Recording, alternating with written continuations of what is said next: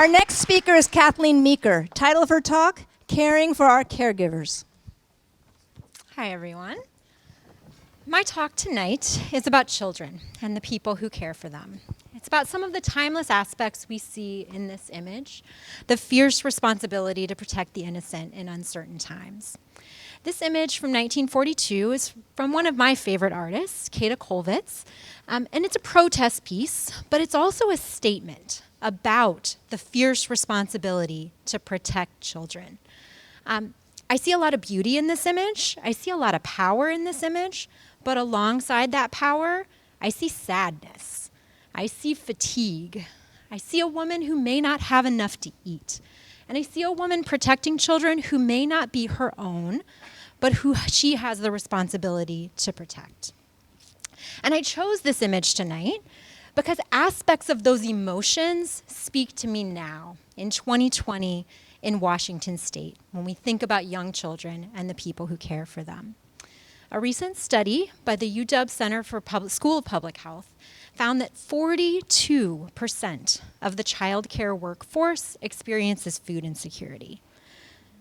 Let that sink in. Nearly half of the people who feed your children or grandchildren at child care are hungry. They're also facing daily stressors, like teacher Kimberly, who didn't know what to do when ICE knocked on the door during a home visit.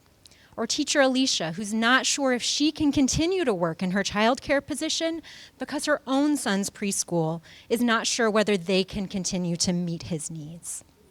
So it's not surprising, perhaps, that our early childhood workforce in these same studies has found that nearly 40% of the workforce reports clinical levels of depression.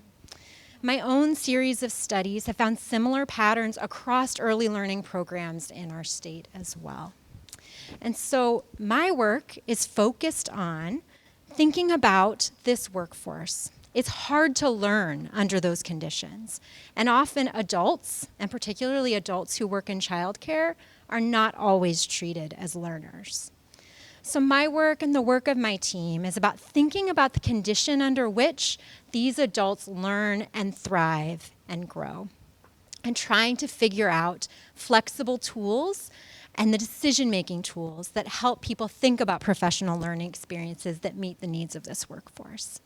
So we think about things like real-time coaching, where teachers can opt in to play-by-play support as they try to figure out how to best support an individual child or use a new teaching strategy. Or small group coaching, where 3 or 4 teachers come together with a coach to support each other, often in online spaces, since we know if there's not a lot of break time, there's not a lot of flexibility, short periods of time where small groups of teachers can come together online with a coach, talk about their experiences, solve the problems they're all facing together, talk about curricular experiences. And also individual shoulder-to-shoulder coaching, where a coach and a teacher spend time setting meaningful goals and figuring out the steps it takes to reach those goals to help support that teacher and the children in their classroom. And finally, we're thinking about the coaches themselves and how to help coaches develop confidence as true partners with teachers, as people who don't have all of the answers, but who can help create the space where adults can ask for what they need as learners. So obviously, coaching doesn't solve all of the problems facing the early childhood workforce. No amount of individualized support, no layering of these services is enough when you're hungry or when you're hurting, but it's a piece of the puzzle. It's one step that we can take now to help support the early learning workforce.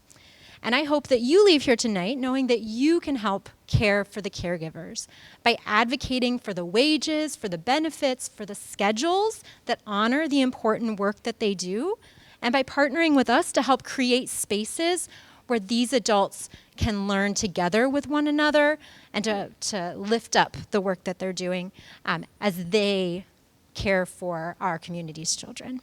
Thank you.